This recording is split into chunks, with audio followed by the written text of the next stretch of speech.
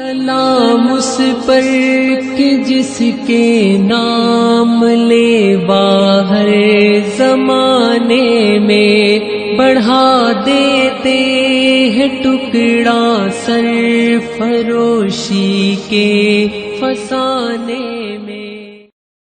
اللهم صل على محمد وعلى آل محمد كما صليت على إبراهيم وعلى آل إبراهيم إنك حميد مجيد. اللهم بارك على محمد وعلى آل محمد كما باركت على إبراهيم وعلى آل إبراهيم إنك حميد مجيد. اعوذ باللہ من الشیطان الرجیم. بسم اللہ الرحمن الرحیم. سیرت کی 7ویں کلاس آج ہم انشاءاللہ تعالیٰ پڑھیں گے، اور آج ہم مکی دور کو جو ہم گزشتہ 7 کلاسوں سے پڑھتے چلے جا رہے ہیں آج مکمل کر لیں گے. اس سے پہلے جو سوالات کے جوابات آپ دیکھ لیجئے جو آپ نے بھیجے تھے کافی حد تک صحیح ہیں، اور جو آخری سبق جہاں ہم نے بات چھوڑی تھی وہ یہ تھا کہ واقعہ معراج پیش آیا تھا، یثرب میں اسلام کی دعوت پھیلنے لگی تھی، بیت عقبہ ثانیہ یعنی انصار کی طرف سے مزید لوگ آئے تھے اور انہوں نے نبی کریم صلی اللہ علیہ وسلم کو دعوت دی تھی اور ہجرت کی اجازت دے دی گئی تھی. آج ہم دوبارہ سے جائزہ لیں گے کہ یہ جو ہم نے اب تک کا مکی دور گزارا ہے، یعنی کہ جو اب تک کے تقریباً 13 سال گزرے ہیں، ایک نظر ڈالتے ہیں کیسے تھے یہ 13 سال اور کیا آنے والا ہے آگے. اس مکی دور میں قرآن نے کیا رہنمائی کی، آگے امید کا کیا پہلو نظر آ رہا ہے، یثرب کے مسلمانوں کا کردار کیا ہے، دارالندوہ میں ایک میٹنگ ہوتی ہے، یثرب کا تعارف بھی میں آپ کے سامنے رکھوں گی، اور پھر ہجرت کا جو اہم فیصلہ ہے اس کا مقصد کیا تھا اس پہ بھی ہم بات کریں گے. چلیے پہلے دیکھ لیتے ہیں کہ اتنی کلاسوں میں جو مکی دور ہم نے پڑھا، پہلی جب وحی آئی پکارا گیا کہ آپ صلی اللہ علیہ وسلم کو سورہ علق کے ذریعے اقرأ باسم ربک الذی خلق، وہاں سے وہ پکار شروع ہوئی. سورہ مدثر میں مشن دیا گیا وَرَبَّكَ فَكَبِّرْ، اپنے رب کی کبریائی کو قائم کر دیجئے، بس اعلان کر دیجئے ہر جگہ. اور اس کے بعد پھر ہم دیکھتے ہیں کہ آپ صلی اللہ علیہ وسلم کو عبادات سکھائی جاتی ہیں اور آپ یہ کام شروع کرتے ہیں کہ اپنے قریبی دائرے کو پکارتے ہیں سب سے پہلے، اور اس کے بعد پھر اس کو پھیلانا شروع کرتے ہیں. گھر سے شروع ہوتا ہے، دوست کو پکارتے ہیں، غلام کو مخاطب کرتے ہیں، خاندان کو بلاتے ہیں، لیکن اس عمومی دعوت کا جو نتیجہ ہوتا ہے کہ شدید مخالفت کا آغاز ہو جاتا ہے.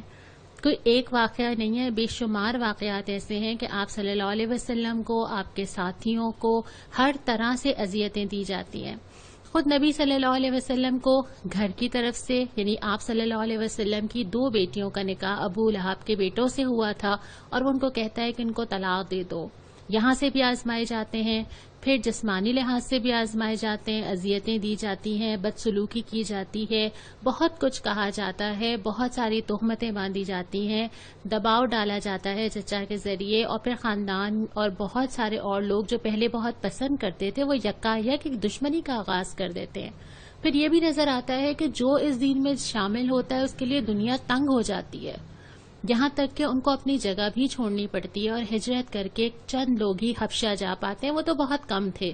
پھر اس کے بعد جو مکے کے اندر کی صورتحال تھی، اس میں شدید ظلم و ستم ہوتا ہے، ہر طرح سے جس کا بس چلتا ہے، جو ظلم وہ کر سکتا ہے وہ کرتا ہے. اور آپ صلی اللہ علیہ وسلم کو اسی دوران میں جو اچھی خبر ملتی ہے وہ حضرت حمزہ رضی اللہ تعالی عنہ اور حضرت عمر رضی اللہ تعالی عنہ کا اسلام لانا ہے. لیکن حالات آسان نہیں رہتے. اس کے بعد پھر 3 سال کے لیے شیب ابی طالب میں محصور کر دیے جاتے ہیں اور مکمل بائیکاٹ کر دیا جاتا ہے. اور پھر اس کے بعد ہم دیکھتے ہیں کہ صبر اور استقامت کی اعلیٰ ترین ہمیں مثالیں نظر آتی ہیں. جو لوگ بھی اسلام میں داخل ہوئے تھے وہ جانتے تھے کہ یہ سب پیش آئے گا، اور اس دوران ہمیں نظر آتا ہے کسی کو گھسیٹا جاتا ہے، کسی کو تکلیف دی جاتی ہے، کسی کو گرم کوئلے دیے جاتے ہیں، کسی کو تپتی ریت پہ لٹایا جاتا ہے، کسی کو دھواں دیا جاتا ہے، کوئی گھر سے نکال دیا جاتا ہے. اور وہ ساری مثالیں بتاتی ہیں کہ دین پہ چلنا اور اسلام میں قدم رکھنا کوئی آسان بات نہیں ہے. اور جو اس راہ میں آئے وہ یہ سوچ کے آئے کہ میں اللہ کے لیے مجھے جو پیش آئے گا میں اس کو برداشت کروں گا. اسی دوران عام الحزن یعنی غم کا سال آتا ہے. پھر طائف کا سفر کیا جاتا ہے اور آپ صلی اللہ علیہ وسلم وہی دعوت لے کے شہر سے باہر بھی جاتے ہیں. لیکن آپ نے دیکھا کہ وہاں پہ بھی پذیرائی نہیں ملتی اور لوگ مذاق اڑاتے اور تکلیف دیتے ہیں, یہاں تک کہ آپ صلی اللہ علیہ وسلم کو جوتوں میں خون بھر جاتا ہے, زخمی ہو کے واپس آتے ہیں.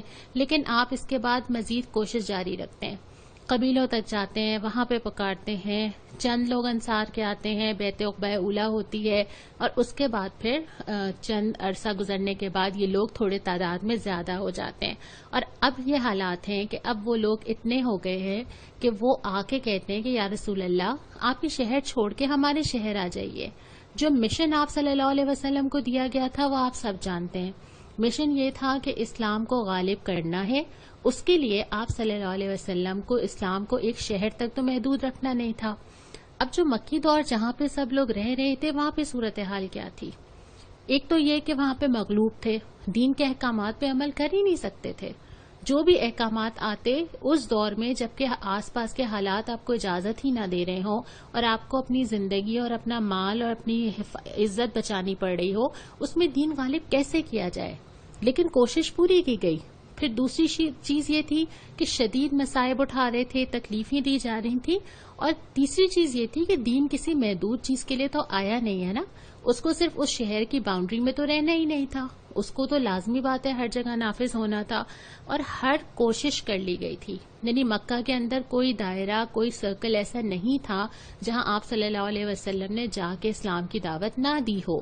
تو ان تمام صورتحال کے اندر اب یہ ضروری تھا کہ اب اس کو مزید آگے پھیلایا جائے.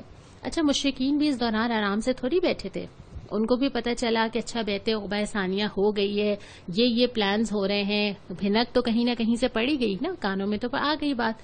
انہوں نے بھی ایک میٹنگ کی, انہوں نے کہا کہ چلو اب سوچتے ہیں کہ کیا کیا جائے. خوب بحثیں ہوئیں, خوب سب نے سوچا, تجاویز آئیں, ہر ایک نے اپنی اپنی رکھی. اس کے بعد ابو جہل نے ایک تجویز رکھی اور اس نے یہ کہا کہ ایسا کرتے ہیں, ہر قبیلے کا سب سے مضبوط اور سب سے طاقتور جوان الگ کرتے ہیں, اس کو ہتھیار دیتے ہیں اور سب چاروں طرف سے محمد صلی اللہ علیہ وسلم کے اوپر ٹوٹ پڑے نعوذ باللہ, تاکہ وہ بچ ہی نہ سکیں, کوئی امکان ہی نہ رہے. اسی کا ذکر اللہ تعالیٰ نے سورہ انفال کی اس آیت میں بھی کیا ہے کہ اے محمد صلی اللہ علیہ وسلم اس وقت کو یاد کرو جب کافر تمہارے بارے میں چال چل رہے تھے کہ تم کو قید کر دیں یا جان سے مار دیں یا وطن سے نکال دیں. ادھر وہ چال چل رہے تھے, ادھر خدا چال چل رہا تھا, اور خدا سب سے بہتر چال چلنے والا ہے.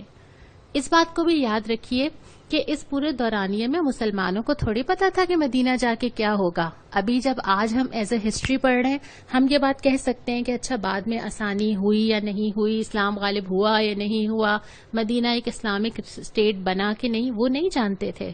ان کے لیے تو یہ سالوں تھے نا, مشقت کے سال, ایک کے بعد ایک, تکلیفوں کے سال, مصائب کے سال, جبکہ کوئی ہوپ بظاہر تو نظر نہیں آتی.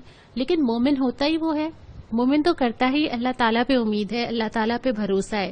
مجھے نہیں معلوم کہ میرے آنے والے 2 سال 4 سال 5 سال 10 سال میرے لیے کیا لے کر آ رہے ہیں, مجھے یہ معلوم ہے کہ میں کیا کر رہی ہوں.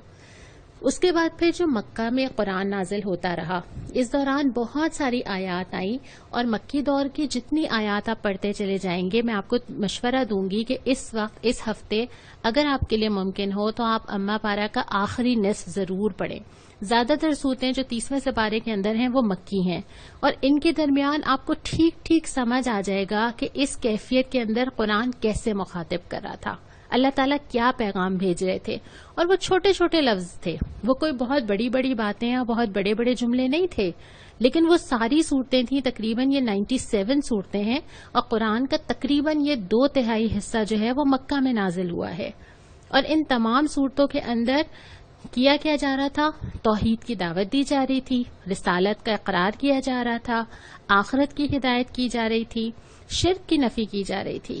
اور اس کے ساتھ ساتھ جو اعتراضات لوگ روزمرہ زندگی میں اٹھا رہے تھے اس کے جوابات تھے، وحدانیت کی تلقین کی جا رہی تھی، گزشتہ انبیاء، گزشتہ قومیں، بنی اسرائیل، سارے قصے سنائے جا رہے تھے، اور قدرت کے دلائل پہ بات کی جا رہی تھی کہ تم جو کھاتے ہو، تم جو پیتے ہو، جو آسمان ہے، جو زمین ہے، سورج ہے، چاند ہے، تمہارا اپنا آپ ہے، ان تمام چیزوں کی طرف متوجہ کیا جا رہا تھا۔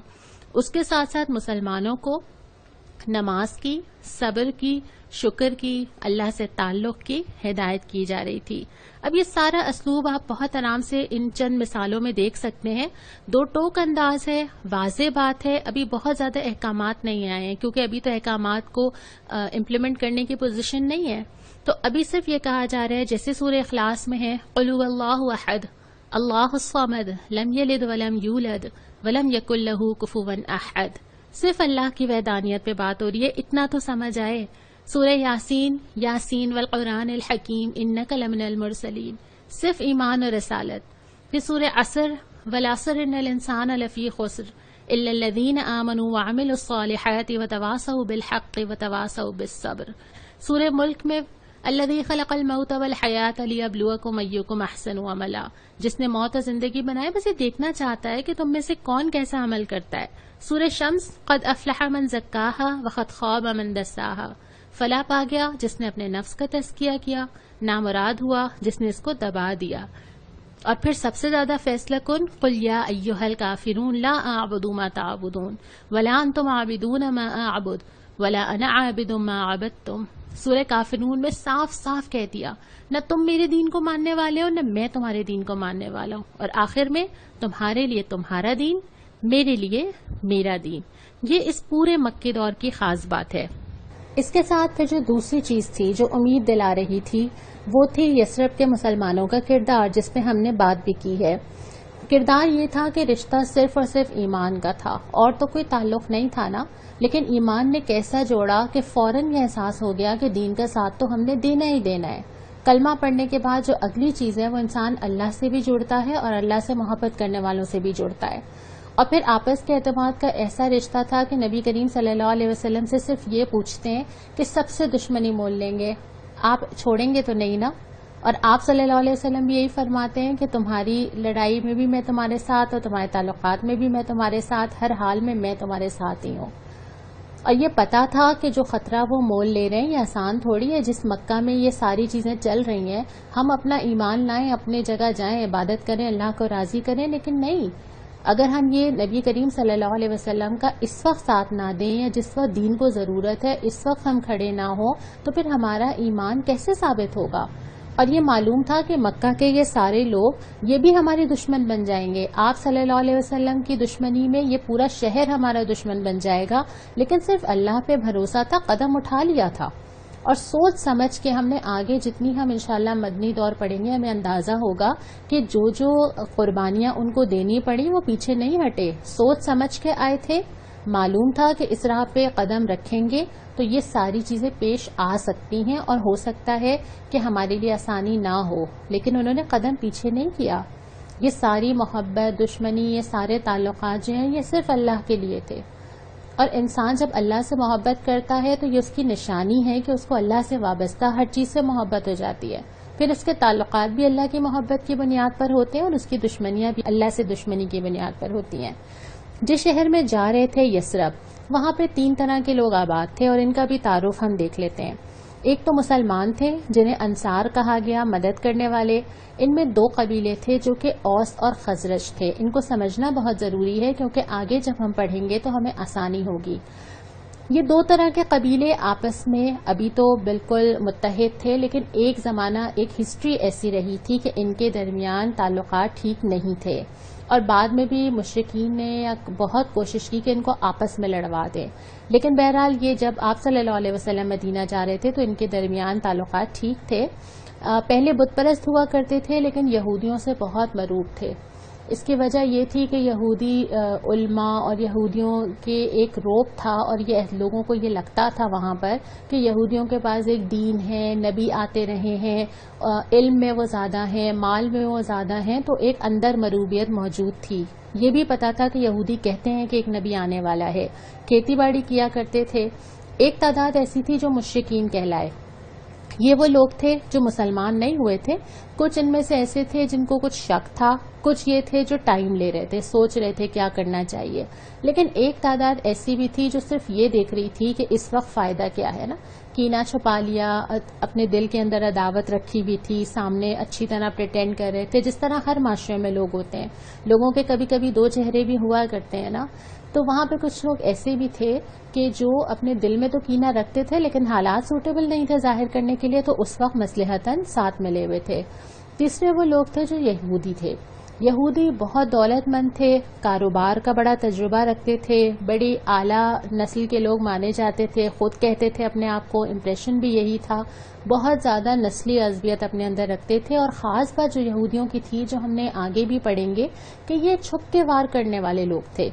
وہ شخص آسان ہوتا ہے جو آپ کے سامنے موجود ہو اور آپ کا کھلا دشمن ہو اور آپ اس سے ڈیل کر لیں, لیکن وہ شخص تو بہت مشکل ہے جو آپ کو پتہ ہی نہ چلے کہ وہ کہاں کہاں آپ کے خلاف سازشیں کر رہا ہے اور کیا کیا کر رہا ہے پیچھے سازش. تو یہودیوں کا بھی یہی تھا کہ وہ سامنے آنے کے بجائے پیچھے پیچھے سازشیں اور فساد کرتے تھے, چھپ کے وار کرنے پہ یقین کرتے تھے. ان حالات میں قرآن اشارہ دیتا ہے, سورہ بنی اسرائیل کی وہ آیت جب آئی, کہو اے پروردگار مجھے مدینے سے اچھی طرح داخل کر اور مکہ سے اچھی طرح نکال اور ایک زور اور قوت کو میرا مددگار بنا دے. یعنی کہ میں جہاں بھی جاؤں اپنی سچائی کے ساتھ جاؤں نا. نکلنا بھی پڑے تو میں حق پہ قائم ہوں, کہیں داخل بھی ہوں تو میں حق کی بنیاد پر ہوں. اور مجھے طاقت چاہیے. یہ طاقت, یہ اقتدار, یہ اس لیے چاہیے کہ اسلام کو غالب کرنے کے لیے قوت چاہیے.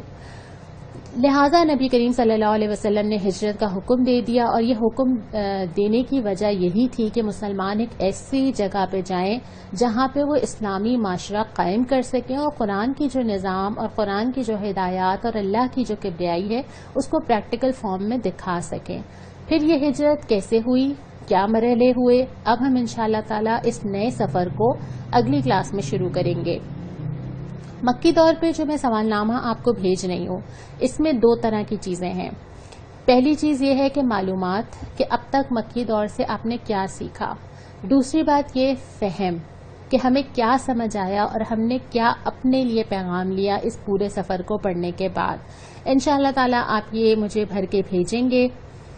آج کی حدیث حضرت سفیان رضی اللہ تعالی عنہ کی ہے کہ فرماتے ہیں کہ میں نے رسول اللہ صلی اللہ علیہ وسلم سے عرض کیا, یا رسول اللہ مجھے اسلام کے بارے میں ایسی جامع بات بتا دیجئے کہ مجھے آپ کے بعد پھر کسی سے پوچھنا نہ پڑے.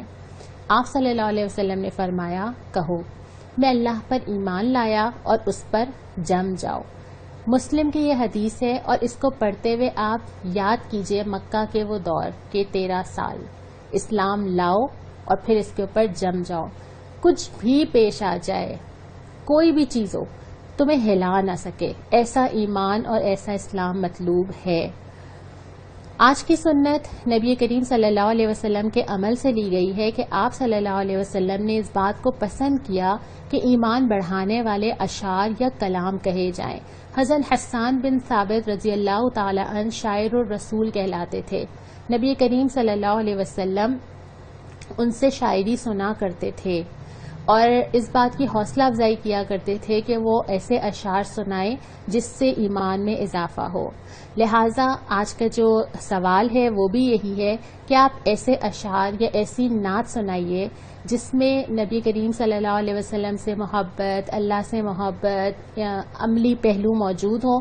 یہ خیال آپ خود ہی رکھتے ہوں گے, لیکن میں پھر بھی یاد دلا دوں کہ ایسی نعت نہ ہو جس میں شرک شامل ہو, کیونکہ ہم اللہ کی محبت میں اس میں بھی ہم کبھی کبھی ہوتا ہے کہ ہم حد سے آگے نہ بڑھ جاتے ہوں.